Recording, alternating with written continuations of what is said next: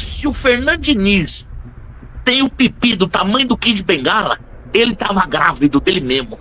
Ele se auto-engravidava. Porque se ele tem, ele enfia nele próprio, de tão egocêntrico que ele é. É um sujeito que tem o ego do tamanho da minha barriga. O repórter deveria, se pudesse, pegar o microfone e dizer: Diniz, por favor, retire o que você acabou de dizer. Isso é uma ofensa ao trabalho do jornalista oportunista. Existem perguntas oportunistas, existem jornalistas oportunistas. Essa pergunta não foi.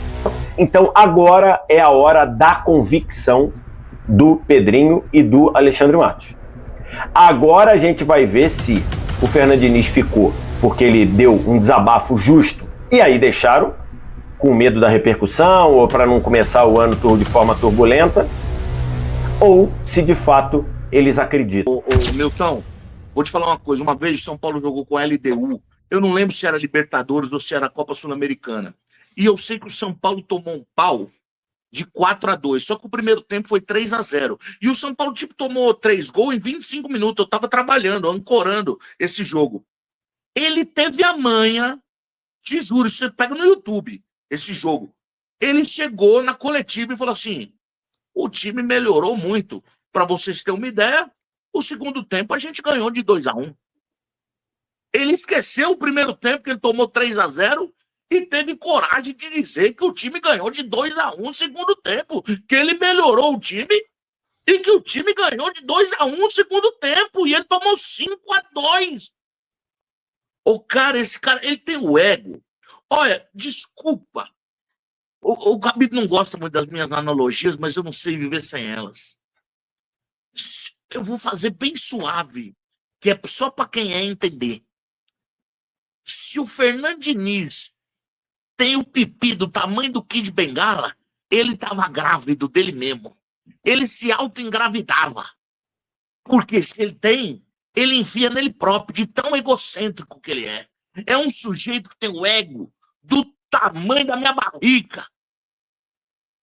Cara, eu não aguento. Tá na hora desse cara ir embora. O Cruzeiro vai perder tempo. Anota a live de hoje aí, que vocês vão ver que amanhã eu tenho razão.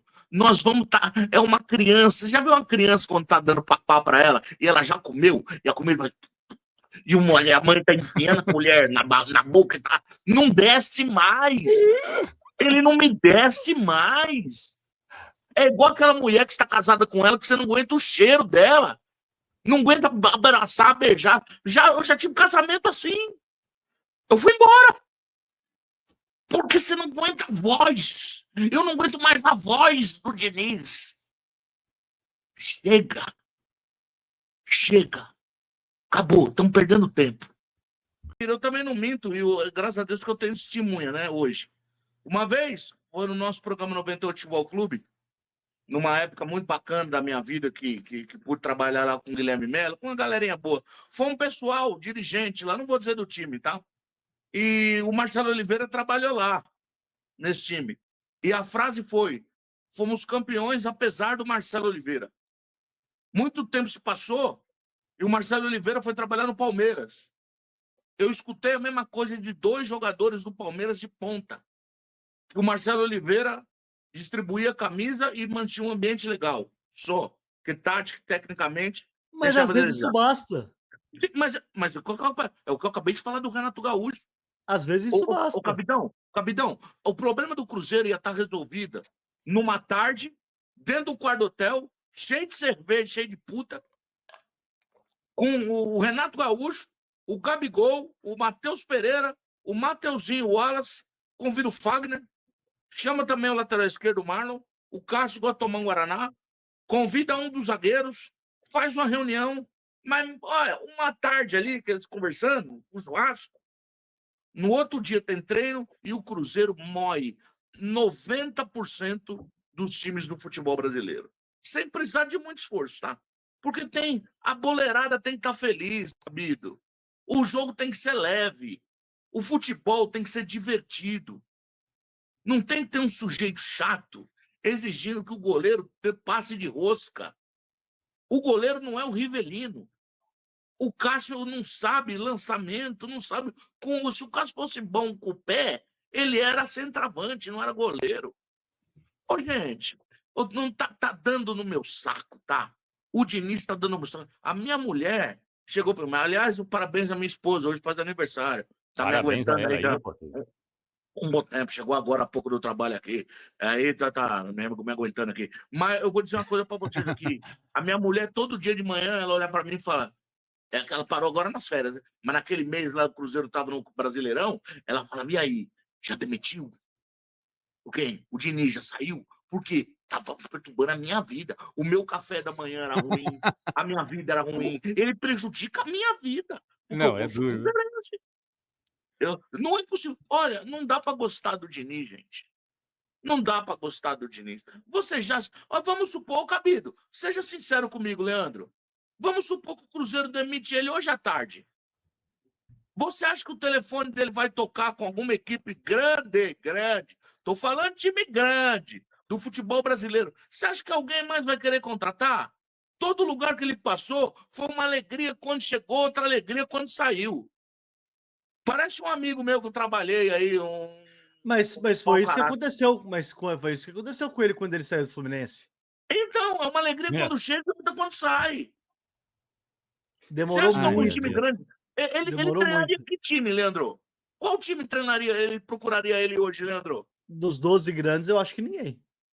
O Curitiba, talvez? Curitiba? Quem tá lá no Curitiba? Não, eu tô falando dos 12 grandes, ô Portuga. Então. Dos times grandes. Eu vou te falar, o Portuga, acho que nem o Curitiba. Sabe por quê? Os caras pensam assim, nossa, o Cruzeiro montou aquele timaço. Já mandou o cara embora, que ele não deu cedo no ano passado. E agora, nem com esses caras tá jogando. Se eu trouxer ele pra cá, eu tô ferrado.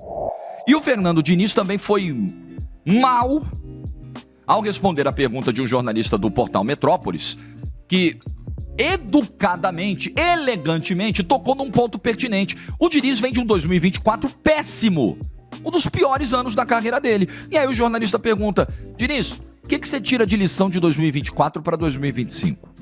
Excelente pergunta. E respeitosa.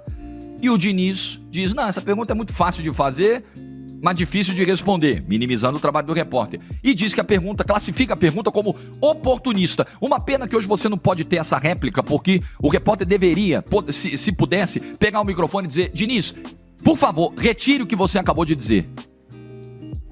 Isso é uma ofensa ao trabalho do jornalista. Oportunista. Existem perguntas oportunistas, existem jornalistas oportunistas. Essa pergunta não foi. Essa pergunta foi pertinente e respeitosa. O cara poderia ter feito de outra forma. Quer ser desrespeitoso? Diniz, você vem de um ano horroroso, hein? Uma decepção teu ano. Trabalho péssimo, quase rebaixou o Fluminense. Se não saísse de lá, talvez o Fluminense caísse. Chegou aqui, só ganhou 3 jogos em 2024. Uma final de Sul-Americano do seu time durante 85 minutos, não jogou bola. E aí, como é que vai ser esse ano? Aí era outro... Veja, a pergunta podia ter sido feita nesse tom, e aí o Diniz com certeza rebateria. Não foi, e ele classificou como oportunista. Eu imagino se o repórter, numa coletiva, qualquer um, chama o Diniz numa coletiva de oportunista. O discurso que o Diniz ia fazer de meia hora. As lições de vida que o Diniz ia dar durante meia hora. Como assim, oportunista? Ué, faz parte.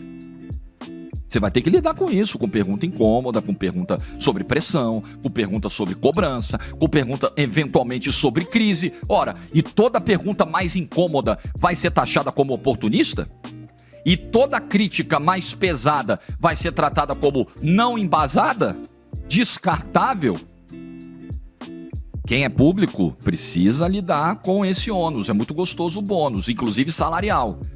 Pessoas que têm esse nível de exposição, muitas vezes vocês aí do outro lado, poxa, mas é complicado, né? Eu queria ver o pedreiro, eu queria ver se o jogador de futebol fosse igual o enfermeiro, o motorista.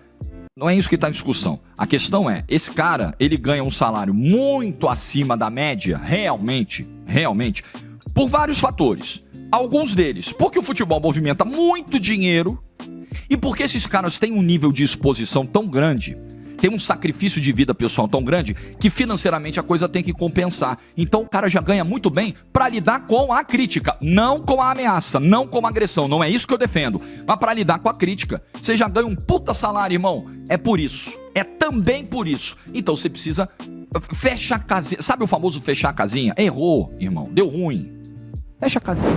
E eu me lembro que tive esse mesmo discurso no fim da temporada, depois da entrevista coletiva, depois do fim do Cruzeiro fechando a sua participação no Campeonato Brasileiro, quando o Fernando Diniz foi aos microfones e deu um justo desabafo, dizendo que ele estava sendo demitido pela imprensa e que isso era um desrespeito, que ele deveria ter sido informado, porque todo mundo na TV, todo mundo no clube estava dizendo que ele ia continuar, que estavam satisfeitos com o trabalho dele e que ele estava sendo demitido, e vários veículos, vários jornalistas, alguns de muito renome, cravando que o Fernando Diniz estava demitido. Ele deu um justo desabafo, correto, tudo que ele falou ali ele estava correto, e depois desse desabafo o Fernando Diniz foi confirmado, foi, digamos, ratificado como técnico do Cruzeiro para 2025. E eu falei algumas vezes, inclusive vídeos aqui, como é que é essa decisão? Todo mundo acredita de verdade no trabalho do Fernando Diniz? Todo mundo entende que o Fernando Diniz é o técnico ideal para o Cruzeiro? O Fernando Diniz vai ter que tipo de paciência, que tipo de tempo para trabalhar, ainda mais com o Cruzeiro se modificando, um Cruzeiro trazendo vários jogadores novos, alguns por indicação ou por o Fernando Diniz avalizando. Então, assim, tá muito claro ali que tudo que tá passando o Fernando Diniz era algo esperado. Um técnico vindo de metade de 2024 muito ruim, a metade no Cruzeiro, a do Fluminense também muito ruim, a primeira metade péssima, a do Cruzeiro ruim, e que ele chegaria muito pressionado. Eu não estou vilanizando o torcedor, tá? O torcedor que tá lá e que vaiou o Fernando Diniz, criticou, beleza, torcedor torce. Contanto que ele não meta a mão na cara de ninguém, contanto que ele não discrimine ninguém, o torcedor pode fazer o que ele quiser lá. Então eu não tô criticando aqui o torcedor. Estou dizendo que agora é a hora da convicção, partindo do Alexandre Matos e partindo do Pedrinho. Porque senão vão jogar os poucos 10, 12, 15 dias de pré-temporada fora, vão jogar as contratações que o Fernando Diniz eventualmente indicou ou avalizou,